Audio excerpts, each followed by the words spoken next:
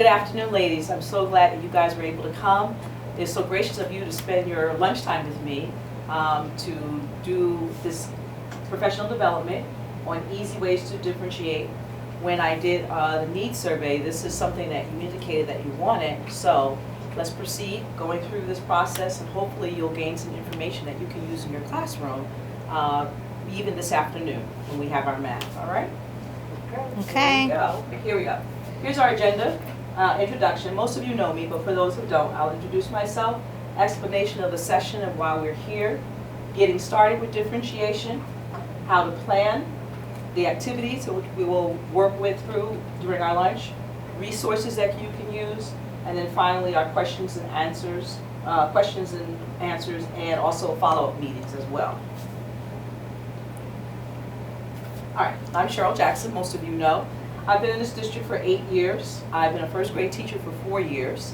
And was a kindergarten teacher assistant for 4 years. At another district, I was also a teacher assistant for 4th grade. So I've been in the school system for quite some time and very familiar with things that go on in our school system. The objective for today is to have teachers have the confidence and be committed to implement at least 2 new differentiated activities into their present math session. All right. All right, so how do we get here? Most of you, or all of you here, have done the survey that I passed out. So this professional development session was created based on the needs assessment survey conducted and the follow-up survey that we did. The original survey results indicated that you wanted differentiated instruction, easy ways to do that. Then the follow-up, when I explained to you all of the different ways we could differentiate it, you talked about the process, and that's basically the activities that we do during our math session. So that's what the professional development will be about today, is the process and working with differentiation. All right, here's some additional information that helped me come to this conclusion about what we're working on today. In the district has been pushing for more differentiation in math, as we well know, with the groups and technology and everything. The reason could be the tremendous increase in our language arts scores, which our literacy coach shared with me. So over the past 6 years, since the implementation of differentiation in language arts, our school benchmarks have gone from 45% of kids being 45% proficient to 70% proficient, which is very good. And that's even above the district, which is only 66%. So I'm pretty sure that the math directors have looked at that and said, well, let's get some differentiation going on in math so we can have the same increase in our benchmark scores. All right, so with all that information, the final results ended up that we will be doing differentiation. Ms. Gary, please call the main office, Ms. Gary. We love the real school. The process in working with our subjects in math. All right, so we're getting started. Most of us know about differentiation and breaking into groups. You form your groups. You want to have no more than 4 to 6 students in your groups. If you have a struggling group, you would like to have them to be smaller because you really want to try to give one-on-one if you can. Groups can be based on abilities, or it can just be a mixed group. It depends on the personalities of the kids. And you also have to take that into account, how kids behave in your groups when you do your grouping, because there will be several groups out on their own while you're working with one group. So you want to make sure that your groups can work by themselves when you break them up into groups. So behavior is a big determining factor in that. Again, groups can be skill-based or it can be mixed. You can also group people by their learning styles. If you have people that are more visual or more hands-on, you can group people in those different ways. And once again, just make sure you do a behavior check that the kids that you're grouping together can behave well together. You don't need more than 10 questions, basic questions, to find out whether or not the child understands. Or you can also do a question of the day. We do our problem of the day. You can also use that to determine who understands and who doesn't. All right, how to plan activities. Again, we have the benefit that our district plans our curriculum for the year for us. So we already have our curriculum pacing planned for us. but that's something that you can look at is when you're looking at your different activities. What activities will I be doing in September, October, November, December? Again, monthly, you can look at your topics that will be covered. We basically look at weekly or bi-weekly activities because our lessons change every week to 2 weeks. So that's how we plan our activities. All right, activities, having the appropriate activities is the backbone of differentiation. Most differentiation happens by having centers or stations whereby students work in small groups independently while a targeted group works with the teacher. Providing these activities or work for the independent groups can be time consuming when topics may change weekly. For this reason, some centers should have a staple activity that can be used regardless of the topic. And these are the activities that we will be working on today. The staple activities that you can do regardless of what subject you're on or what lesson you're on. Alright, so we're gonna first work with our dice games. With dice games, you could do greater than, less than, you could do addition, you could do fact family, and you could do multiplication. Here I have, and I'll pass this bucket on to you. I'll pass this on to you. Okay. Now, some people like to have accountability with their station. Some people don't mind if the kids are just in there free. So we have different type of dice. I like the soft dice because they don't make noise and the kids don't get crazy with it. You can have big and small. These of course are just our normal dice that we have. You can also have dice that have numbers on them for those kids who already know how to count and you're comfortable with them just using numbers. You also see a special die in there. This is what I would use for my advanced students because the numbers go up to 9. So when you roll it, it's not just to 6, it goes up to 9. It gives them a little bit more adding to do. Also, instead of just 1 die, you can use 2 die, and that also helps out as well. So if you take a look at the first sheet that's in your basket, it's a greater than, less than sheet. It's very generic. The person can use it by themselves, the student can use it by themselves, or they can use it with a partner. They each can have a die, they can both roll a die and decide which one is greater than, less than, or the child again can play by themselves. They can roll either 1 die twice or they can roll 2 die and put the 2 numbers in there. Again, this is something that they can do at any time. It could be a review if you already covered it, or it can be an enrichment if a child hasn't really grasped it yet. Our next sheet is an addition sheet, and I have 2 different addition sheets that you can use. Again, die are always, when you use dice, it's always easy to use addition. One is a horizontal, which we use probably more often in first grade. Maybe the older grades would use our vertical adding, but again, it's about rolling the dice, getting 2 numbers and adding them together. And if you want to have accountability, they have to record it on the sheet. Something again they can do with a partner or they can do on their own. Your next sheets are subtraction. And this might get a little bit difficult for the younger groups. They may not understand yet that the larger number has to go on top. But that's something that they can learn, and it's helpful for them to learn that, especially when it comes to word problems. So again, this is helping you towards future as well as what you're doing right now in subtracting your dice. The next sheet I have is the fact family sheet. Once they kind of grasp your addition and subtraction, then you want them to understand how to do fact family. You could have them roll the dice, get the 2 numbers, and those are the 2 numbers they work with throughout the sheet. They can do it 9 times, 1 time, it's up to you. But again, it's a great way for them to practice addition and subtraction. Roll a number. This is done with 2 dice. This is done with dice. Where you roll, they get 2 numbers. Let's say it's 4 and 5. So we put 4, 5. What is that number? 45. It's kind of preparing them for the place value numbers that we work with when we try to understand that 4 is in our 10 spot and 5 is in our 1 spot.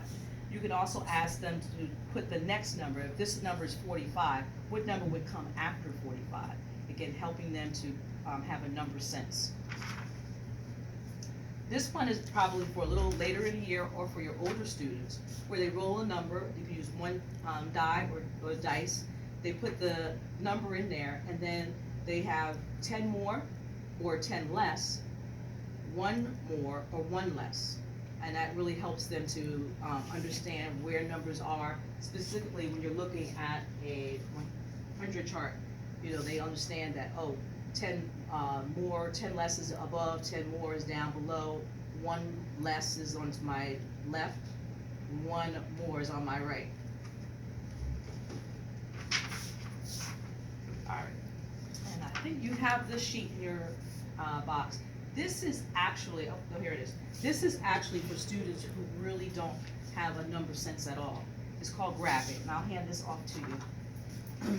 This is where they can grab something out of the box, whether it's your counters, grab a handful, they can grab our base ones, or dimes, which are really easy to grab. You want them to be able to grab a pretty good handful.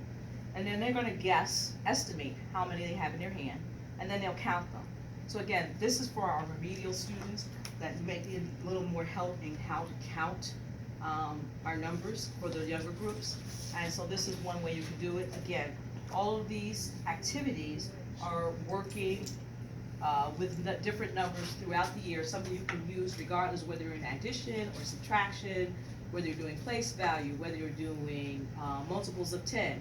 These are all things that they can do. Our next subject we're going to go to are the cards. Cards, again, pretty much basically the same as our dice, where you add numbers up. And I'll hand you off the basket. With the cards, again, they can flip the cards, 2 cards at a time. They can decide to add those cards. They can subtract those cards. For the subtraction, again, it might get a little tricky for the younger ones to understand that the larger number goes on top. So that's why I have these sheets in the basket. This is called Subtract the Deck. And you could put a deck of cards on top of here, and I have 8 minus, and they just flip the card, and they would subtract that number, whatever it is. My decks of cards are situated for each. You'll see there's a number on each deck that coincides with the mat that's here. Because obviously I had to take the larger numbers out. I couldn't keep a 10 in it if I'm going to subtract 8, because then that's going to confuse them. Right. So I fixed my decks accordingly, and so the kids know if I'm working with number subtract 8, then I'm going to grab that deck of cards. All right. That's a lot of fun. The kids really like to do it. You see also I have some pretty fancy cards, so of course you can imagine which deck, bless you, which deck the children want to use the most, which is the subtract 10 deck, because it's all fancy. Do you guys have any questions or even comments or something that you actually do in your class? It's not just about me giving you information. I also want to get from you some things that you might already do that I haven't covered so far. Well, I was thinking for the one of the sheets where they're adding vertically, Yes. that for the older grades or even later on in the year, if they roll 2 numbers, like they could roll a 5 and then a 2, and they could put 52 on the top when they start doing 2-digit Right. very addition. good. We could do that as well. Absolutely. Right. Absolutely. So we're going to also work with the 2-digit, especially with the older groups, because they don't have to. They probably know how to regroup at this point, so it doesn't matter what 2 numbers come up. Right. Exactly. Very good. They'll figure out Very nice. how to situate it. Alrighty. Our next are dominoes. Move on. Our dominoes, and again, it's all about adding and subtracting. I have 2 different baskets here because first set of dominoes are basic ones, and they have the smaller numbers on there. Oh, okay. You guys pick those up first, so I'll go ahead and work with those first. These are Yes. cool. I love these wooden dominoes, and I usually use this on the floor with my kids when we're all on the carpet. And one of the things I do is I just lay them all out, and I say, I want you to find me 7. So they have to go and they have to find the dominoes that's going to add up to be 7. I call it my critical thinking, because it's not me saying, how much is 5 plus 2? They actually have to think, and they have to find the dots that are going to actually add up to that. You could also do this at the teacher's table. You can have them do it at partners. But I absolutely love having these blocks, and the kids love them too.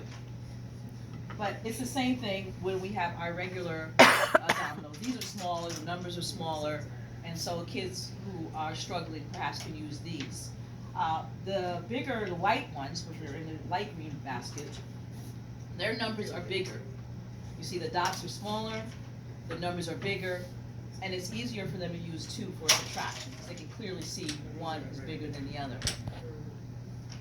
And so again, the addition sheets, the subtraction sheets, fact families, even for the older group, fractions that they can use the dominoes for.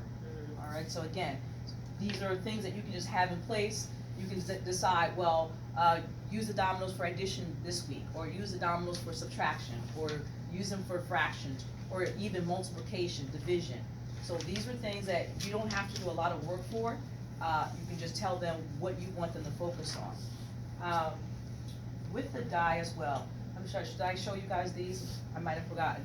This, of course, costs a little money, but they come with a set, and they can roll this with their dice. So this one has multiplication and division on it. And so it tells them, you know, they roll it and it says, you know, 4 times 3, and they will work with that. We also have addition and subtraction. And then this one has, again, this is all of them, division, subtraction, multiplication, addition, it's all of them together. So that's great to use with the dice as well. All right.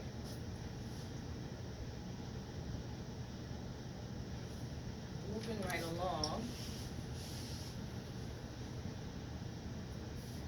The other thing that you could do is have board games. And there are several board games that are out there for both older kids and younger kids. I see 10 as a favorite, especially because we're always trying to get our kids to add to 10 or subtract from 10.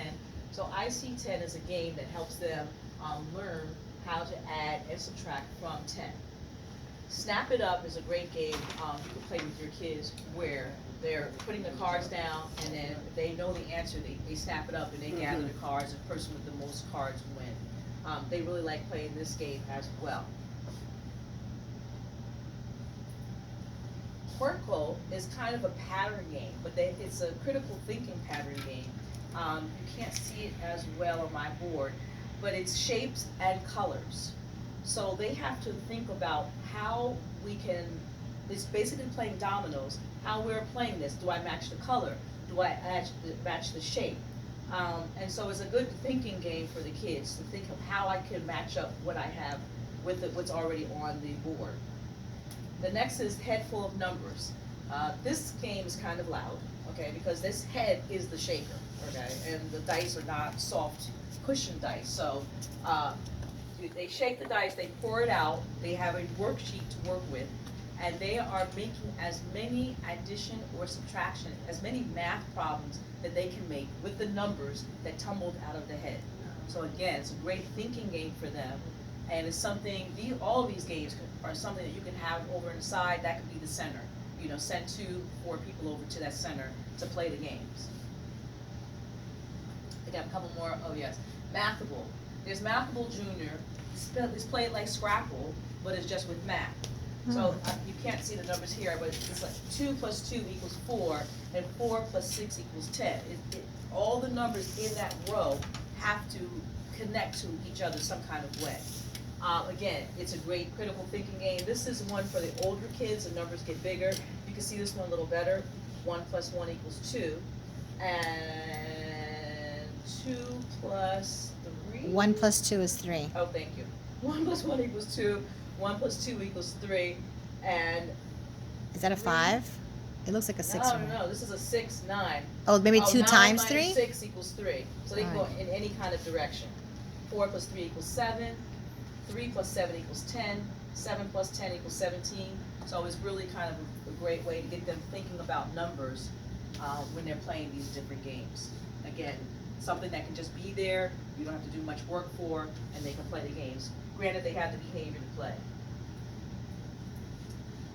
Alrighty, for our next professional development, we have rotation of our centers. Those are the centers that are related directly to what you're teaching at the time, okay? We're not gonna go over that today. We wanted to just stick with the centers that They're there regardless, you don't have to do much work for. But in doing our rotating centers, just to get your thinking about it, it depends on the topic, but you can do a cut and paste, you can do journal entries, you can do spiral reviews, and of course technology. Our technology keeps up with whatever lessons are on. So these are things we'll cover in the future.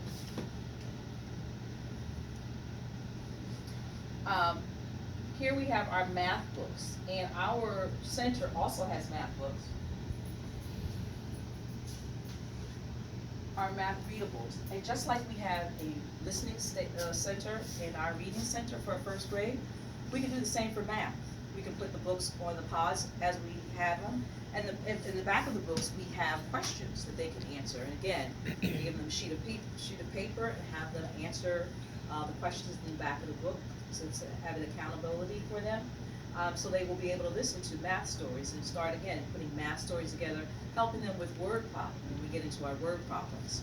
Here are some other books that are not in our centers that I will give you a list of. You don't have to write them down. I'll give you a list of these that deal with numbers, and these authors are famous for doing math for K through 3.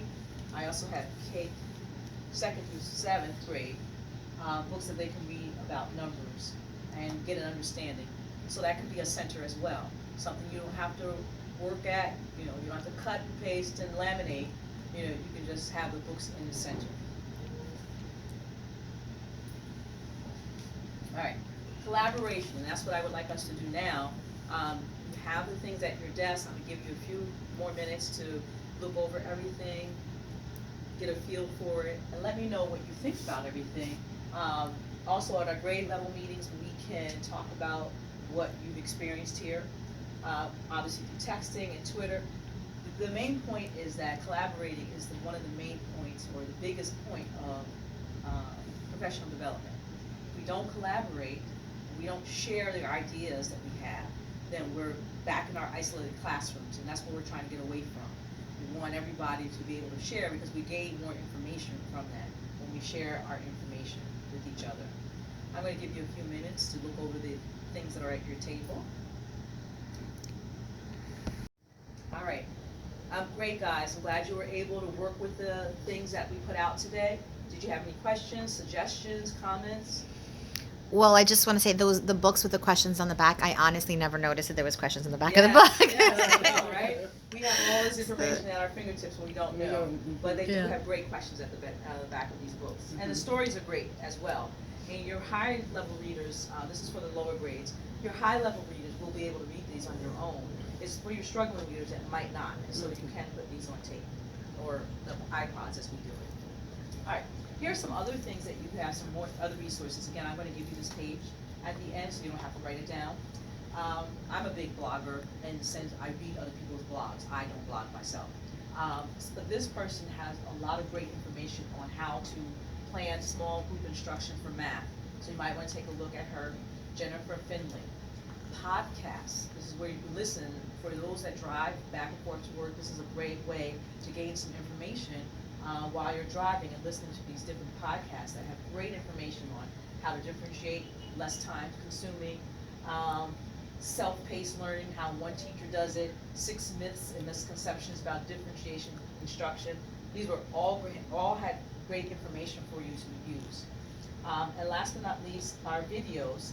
This person I follow, Catherine Brown, she has great ideas on how to put centers together for math, and she focuses mainly on math, so that's another great piece of information. Other than that, I am done. If you have any questions or answers, I'll be happy to take that. I know we're getting ready to finish lunch, and so some people might be running, but I'll stick around a little bit to take any questions and answers you have. All right? Thank you so much.